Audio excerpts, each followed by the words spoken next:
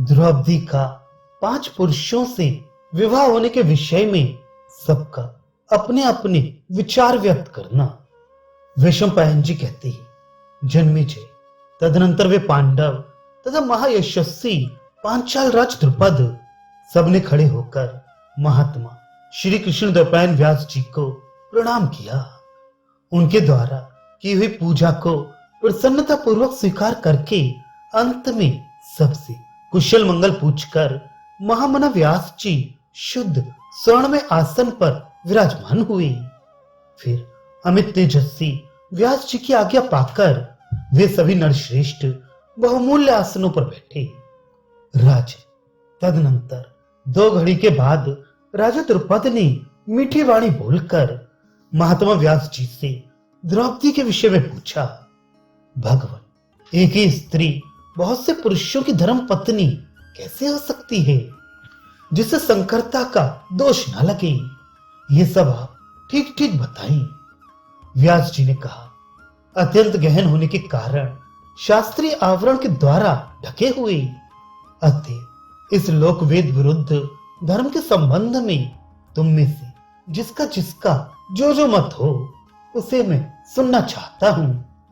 द्रुपद बोले, द्विश्रेष्ठ, मेरी राय में तो ये अधर्म ही है, क्योंकि ये लोक और वेद दोनों के विरुद्ध है। बहुत से पुरुषों की एक ही पत्नी हो, ऐसा व्यवहार कहीं भी नहीं है।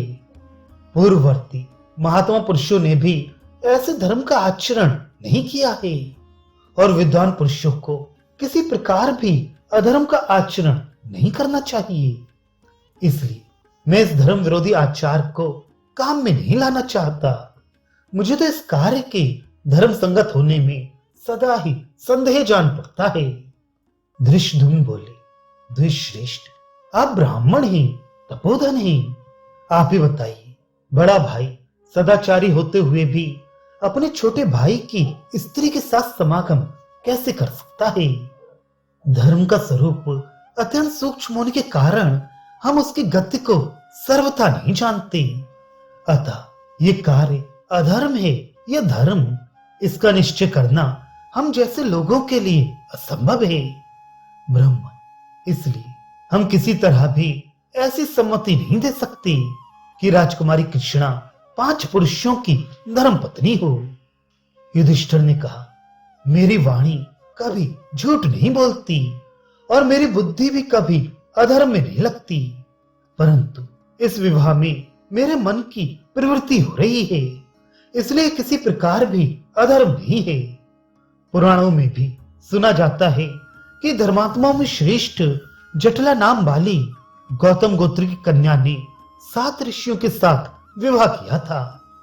इस प्रकार कंडू मुनि की पुत्री वाक्षी ने तपस्या से पवित्र अंतःकरण वाले 10 प्रचेताओं के साथ, जिनका एक ही नाम था और जो आपस में भाई भाई थे, विवाह संबंध स्थापित किया था।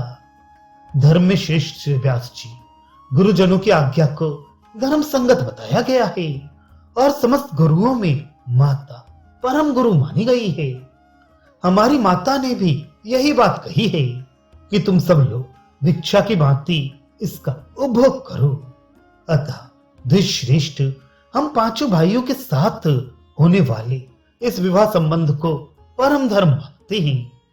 कुंती ने कहा, धर्म का आचरण करने वाले युधिष्ठिर ने जैसा कहा है वह ठीक है। अवश्य मैंने द्रौपदी के साथ 5 भाइयों के विवाह संबंध की आज्ञा दे दी है। मुझे झूठ से बहुत भय लगता है। बताइए, मैं झूठ के पाप से कैसे बच सकूंगी? व्यास जी बोले, भद्रे, तुम झूठ से बच जाओगी। पांडवों के लिए ये सनातन धर्म है।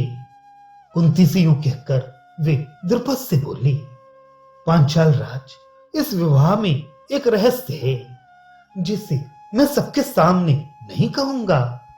तुम स्वयं एकांत में चलकर मुझसे सुन लो।